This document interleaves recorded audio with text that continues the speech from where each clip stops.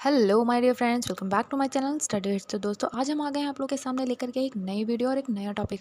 आज का topic history से रिलेटेड है, जो हम लोग पहले पढ़ चुके थे, तुगलक डायनेस्टी। आज हम लोग उसी से रिलेटेड एक नया टॉपिक पढ़ने वाले हैं। इसके पहले हम लोगों ने तुगलक डायनेस्टी के सारे रूलर्स के बारे में पढ़ा था, और इस वीडियो में हम लोग पढ़ेंगे downfall of the Tughlaq dynasty, यानी कि तुगलक डायनेस्टी का पतन कैसे हुआ और उसके कारण क्या क्या रहे। तो चलिए बिना किसी देरी के स्टार्ट करते हैं आज का topic.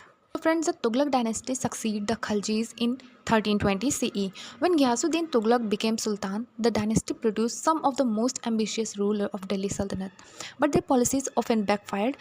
Within less than a century, the Tughlaq collapsed and their empire fragmented. तो दोस्तों, इसका मतलब ये है कि जब तुगलक वंश यानी कि 1320 ईस्वी में जब खिलजी वंश के बाद तुगलक वंश आया दिल्ली सल्तनत पर, जब उसने शासन शुरू किया, इसके पहले शासक घियासुद्दीन तुगलक थे। इस वंश ने महत्वाकांक्षी शासक दिए, लेकिन उनकी नीतियाँ अक्सर असफल रही। लगभग 100 साल से भी कम समय में यह वंश खत्म हो गया। अब हम लोग देखते हैं उसके मेजर कॉजेज और डाउनफॉल्स क्या थे। ठीक है, Now we see major causes of the downfalls. So first one is over ambition and misguided policies of Mohammad बिन तुगलक। मोहम्मद बिन तुगलक की कुछ असफल महत्वाकांक्षाएं थीं। वह विद्वान तो बहुत था, लेकिन उसके काफ़ी सारे एम्बिशियस थे, मतलब कि ओवर एम्बिशियस काफ़ी ज़्यादा था। लेकिन उसका अव्यावहारिक निर्णयों ने साम्राज्य को काफ़ी नुकसान पहुंचाया। सबसे पहला नुकसान था कि कैपिटल था वो उसने दिल्ली से दौलताबाद कर दिया था, मतलब उसने अपनी राजधानी में परिवर्तन कर दिया था। उसने दिल्ली से दौलताबाद शिफ्ट कर दिया, और इसका उद्देश्य ये था, उसने एम ये रखा था कि उत्तर और दक्षिण भारत पर बेहतर नियंत्रण कर सकेगा वो। जबकि इसका परिणाम जबरन पलायन से जनता काफ़ी ज़्यादा परेशान हो गई, कई लोग मरे, दिल्ली वीरान हो गई और असंतोष काफ़ी ज़्यादा फैल गया। तो पहला कारण तो ये था। दूसरा कारण था टोकन करेंसी, यानी कि टोकन मुद्रा योजना। तांबे और पीतल के सिक्के चलाएं। Bin Tughlaq was the ruler who introduces copper and brass coins to replace silver coins. Since he lacked a strong minting system, people minted their own coins. Economic collapsed. यानी कि नियंत्रण कमज़ोर होता गया, लोग नकली सिक्के खुद ही बनाने लग गए, अर्थव्यवस्था ढह गई और खजाना खाली होने लगा। हार्श टैक्सेशन इन दोआब, मतलब दोआब क्षेत्र में कठोर कर नीति उसने लगा दी। गंगा यमुना के बीच उपजाऊ क्षेत्र में कर बढ़ाया गया। उसी समय काफ़ी ज़्यादा अकाल पड़ा, किसानों ने विद्रोह कर दिया और खेती छोड़ दी, राजस्व फिर से घट गया। ओवरसीज एंड डिस्टेंट कंपेन्स, यानी दूर दराज के अभियानों में असफलताएं। दूर दराजों के अभियान में उसने असफलताएं पाई, जैसे कि खुरासन, इराक और चीन पर आक्रमण की योजना उसकी असफल रही। कन अभियानों से उसका भारी नुकसान हुआ, कई प्रदेश स्वतंत्र तो हो गए। उसकी असफलताओं ने सल्तनत की प्रतिष्ठा गिराई, जनता व अमीरों को विश्वास टूट गया और बगावतें शुरू हो गई। तो वीक सक्सेसर आफ्टर मोहम्मद बिन तुगलक के बाद काफ़ी वीक सक्सेसर आए, यानी कि कमज़ोर उत्तराधिकारी आए। फिरोज शाह तुगलक ने राज्य को स्थिर करने की कोशिश की। उसकी उपलब्धियां ये रही कि उसने नहरें बनवाई, बांध बनवाए, बाग, अस्पताल, इमारतें बनवाई, कर उसने कम कर दिए, लेकिन सेना मजबूत नहीं की। प्रांतीय शासकों को अधिक स्वतंत्रता दी, प्रशासन ढीला हो गया। उसके बाद क्या था कि उसके बाद शासक अयोग्य थे और दरबारी षड्यंत्रों में फंसते चले गए।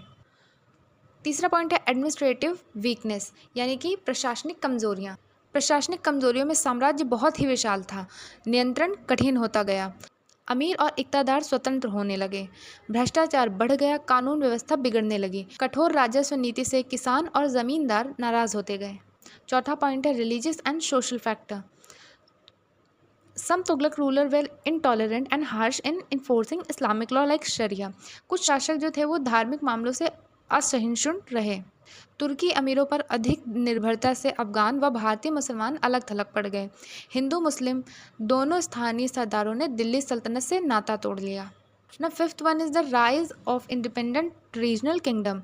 अब क्या हुआ, तुगलक काल में कई प्रांतीय जो थे वो स्वतंत्र हो गए, जैसे कि बंगाल, जौनपुर, मालवा, गुजरात, बहमनी राज किंगडम जो कि दक्कन में है। तो ये सारे राज्य थे जो स्वतंत्र हो गए।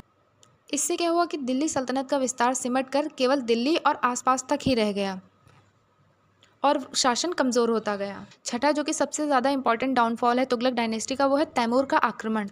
ये इसने आक्रमण किया था 1398 में। 14वीं शताब्दी के अंत तक साम्राज्य काफ़ी कमज़ोर हो चुका था, यानी कि by late 14th century the Tughlaq empire was already crumbling. Now 1398 CE Timur from Central Asia invaded India. 1398 में मंगोल शासक तैमूर ने भारत पर आक्रमण किया, दिल्ली की सेना को हराया। तैमूर ने जनता को कत्लेआम किया और काफ़ी लूटपाट मचाई। दिल्ली की अर्थव्यवस्था अस्त व्यस्त हो गई और उसकी प्रतिष्ठा खत्म हो गई। यह अंतिम झटका था जिससे तुगलक कभी उभर ही नहीं पाए। This invasion shattered Delhi economy and prestige. After Taimur left, Delhi was in ruin and the Tughlaq never recovered.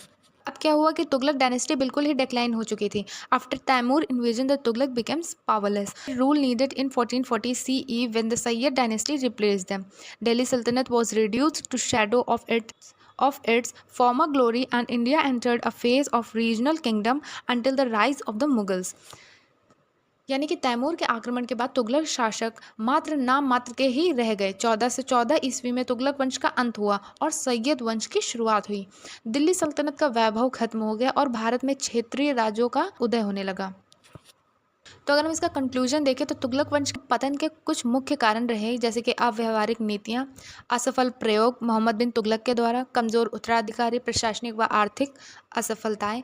चौथा था प्रांतीय विद्रोह और स्वतंत्र राज्य, और पांचवा था तैमूर का आक्रमण जिसने तुगलक वंश को ध्वस्त कर दिया। इस तरह से आंतरिक कमजोरियां और बाहरी आक्रमण मिलकर तुगलक वंश के पतन का कारण बने।